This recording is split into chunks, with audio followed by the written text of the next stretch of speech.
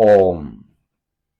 बोलिए श्री सद्गुरुदेव भगवान की जय। बोलो जय सिया राम, जय जय सिया राम। अब प्रभु कृपा करहूं एहि भांति, सब तजी भजन करहूं दिन राति। मंगल भवन अमंगल हारी, उमा सहित जहि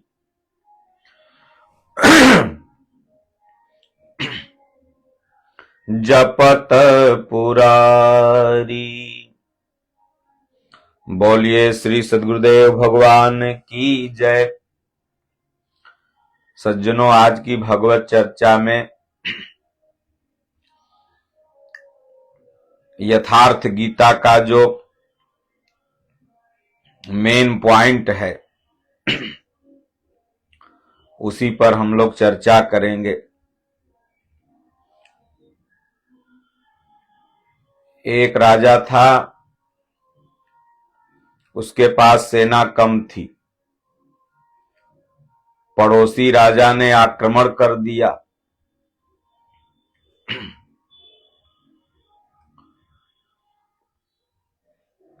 सेना ज्यादा लेकर के। तो वो राजा एक महात्मा का भक्त था जिसके पास सेना कम थी। अब वो देखा कि भाई हम क्या करें, तो महात्मा जी के पास गया। महात्मा जी ने एक वैद्य का पता बताया। बोले उस वैद्य के पास जाओ, उसके पास हर रोग की दवा है। तो राजा गया तो हर रोग में वो वैद्य एक ही दवा देता था।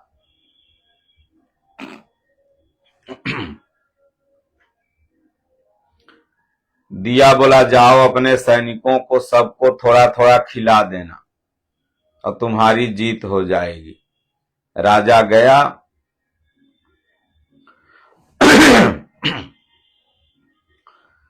सभी सैनिकों को थोड़ा थोड़ा खिला दिया। अब सभी सैनिकों को पैखाना होने लगा। 100 सैनिक नदी किनारे दौड़ के पैखाना करने जा रहे हैं तो 100 आ रहे हैं तो 100 जा रहे हैं। कुल सैनिक तो 200 हैं ही।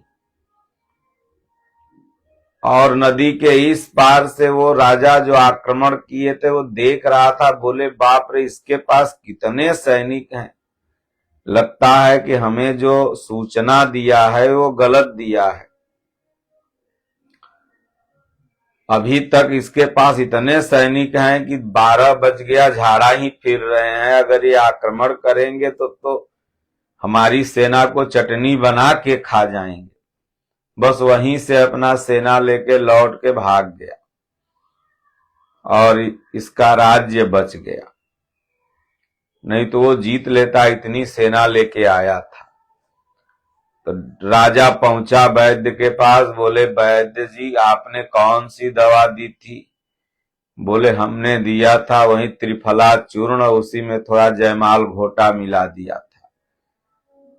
बोले वो क्यों वैद्य जी? बोले इसलिए कि आपके सैनिकों को जब झाड़ा फिरने लगेंगे तो वो डर के मारा भाग जाएगा, देखेगा कि इनके पास बड़ी सेना है, अभी इतने सैनिक झाड़ा ही फिर रहे हैं। राजा ने उन्हें राज्य वैद्य बना लिया। तो जैसे हर रोग की दवा कायम चूर्ण है, वैद्य जो देते हैं, तो उसी तरह सद्गुरु वैद्य है। सद्गुरु वैद्य बचन विश्वासा, संजम यह न विषय करी आशा। तो सदगुरु एक ही दवाई देते हैं, गीता पढ़ो, रामायण पढ़ो।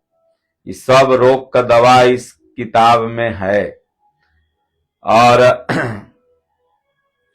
तो जो ये विकार सब हमला किए हुए हैं, ये धीरे धीरे अपने सब नष्ट हो जाएंगे और सत्य की विजय हो जाएगी, असत्य पराजय हो जाएगा। तो उसी तरह से सब रोग की दवा गीता है। तो गीता का जो पहला संदेश है यथार्थ गीता का, उसमें है कि केवल एक परमात्मा में श्रद्धा और समर्पण का संदेश देने वाली गीता सबको पवित्र करने का खुला आमंत्रण देती है। ऐसा नहीं कि एक जात पवित्र है तो एक जात अब अपवित्र है। सबको, दुनिया में कहीं जन्मा हो, उसे आमंत्रण देती है, पढ़ो और पवित्र हो जाओ। गीता का उपदेश करने वाले भगवान पवित्र, गीता पवित्र, और जो पढ़ेगा वह पवित्र। सृष्टि में कहीं भी रहने वाला, अमीर, गरीब, कुलीन, आदिवासी, पुण्यात्मा और पापी, स्त्री, पुरुष, सदाचारी और अत्यंत दुराचारी, सब का इसमें प्रवेश है। गीता पापियों के उद्धार का सुगम पथ बताती है। पुण्यात्मा तो भजते ही हैं, पापी भी भजते हैं, उनका उद्धार होता है। शास्त्र की रचना दो दृष्टियों से की जाती है। एक तो सामाजिक व्यवस्था और संस्कृति को कायम रखना, जिसमें लोग पूर्वजों के पद चिन्हों का अनुकरण कर सकें, तथा दूसरा यह कि वे शाश्वत शांति को प्राप्त कर लें। रामचरितमानस, बाइबिल, कुरान इत्यादि में दोनों पक्षों का समावेश है, किंतु भौतिक दृष्टि प्रधान होने के कारण मनुष्य समाजोपयोगी व्यवस्था को ही पकड़ पाता है। आध्यात्मिक सुक्तियों को भी वह सामाजिक व्यवस्था के ही संदर्भ में देखने लगता है। कहता है कि ऐसा शास्त्र में लिखा है, इसलिए वेदव्यास ने दोनों के लिए एक ही ग्रंथ महाभारत लिखते हुए आध्यात्मिक क्रिया का संकलन गीता के रूप में अलग से किया। गीता किसी व्यक्ति, किसी जाति, किसी वर्ग, पंथ, देश, काल या किसी रूढ़िग्रस्त संप्रदाय का ग्रंथ नहीं, बल्कि यह सार्वलौकिक तथा सार्वकालिक धर्मशास्त्र है। यह प्रत्येक देश, प्रत्येक जाति, प्रत्येक आयु के स्त्री पुरुष के लिए, सबके लिए है। सचमुच गीता पूरी मानव जाति का धर्मशास्त्र है। पूज्य भगवान महावीर तथा भगवान बुद्ध विज्ञ होते हुए भी लोक भाषाओं में गीता के ही संदेशवाहक थे। दुनिया के जितने भी महापुरुष हैं, सब गीता के संदेशवाहक हैं। आत्मा सत्य है और पूर्ण संयम से आत्म स्थित का विधान है। यह गीता का ही तो विचार है। बुद्ध ने उसी तत्व को सर्वज्ञ तथा अविनाशी पद कह करके संबोधित किया। इतना ही नहीं, अपितु विश्व आडंबर में धर्म के नाम पर जो कुछ भी सार सर्वस्व है, जैसे एक ईश्वर, प्रार्थना, पश्चाताप, तप इत्यादि गीता के ही उपदेश है। वही उपदेश परम पूज्य गुरुदेव भगवान के मुखारविंद से निश्चित वाणी यथार्थ गीता है। भारत की लोक गाथाओं में है कि सुकरात की शिष्य परंपरा के मनीषी अरस्तु ने अपने सिकंदर को भारत से गीता ज्ञानी गुरु लाने का निर्देश दिया था। गीता के ही एक ईश्वरवाद को विश्व की विविध भाषाओं में मूसा, ईसा तथा अनेक सूफी महात्माओं ने फैलाया। हिंदुओं में एक भ्रांति है कि जो एक भगवान को पूजे वो मियां, और जो 33 करोड़ देवता को पूजे वो हिंदू, जो कि गीता एक ईश्वरवाद को सपोर्ट करती है। रामचरितमानस भी एक ईश्वरवाद को ही सपोर्ट करता है। सनातन धर्म भी एक ईश्वरवाद को ही सपोर्ट करता है। हमारे जितने महापुरुष, एक परमात्मा एको हम द्वितीयो नास्ति, यह एकेश्वरवाद नहीं तो क्या है? एको हम द्वितीयो नास्ति, भगवान के सिवा इस सृष्टि पर दूसरा कोई है ही नहीं। संसार में प्रचलित सभी धर्म गीता की दूरस्थ प्रतिध्वनि मात्र है। स्वामी जी ने इसकी व्याख्या यथार्थ गीता को सुनकर भक्तों ने व्रत लिया कि इसे कैस्टों के माध्यम से, बुक के माध्यम से, अन्य उपकरणों के माध्यम से जन जन तक पहुंचाया जाए ताकि लोग विशुद्ध धर्म की व्याख्या जान लें। गीता के 2000 वर्ष तक धर्म के नाम पर संप्रदाय नहीं बने थे, इसीलिए तो गीता मजहब मुक्त है। उस समय विश्व मनीषा में एक ही शास्त्र गूंज रहा था, उपनिषद सार गीता, मोक्ष और समृद्धि का स्रोत गीता। शास्त्र पढ़ने की अपेक्षा उसका श्रवण अधिक लाभदायक है, क्योंकि उच्चारण की शुद्धता इत्यादि में एकाग्रता बढ़ जाती है। इसलिए सरल भाषा में रूपांतरित यथार्थ गीता का जो यह कैसेट प्रसारण है, चाहे यूट्यूब पर, चाहे आप कैसेट, पेन ड्राइव इत्यादि के माध्यम से सुन रहे हैं, आपके लिए सुगम है। वह घर शमशान है जिसमें प्रभु की चर्चा न हो।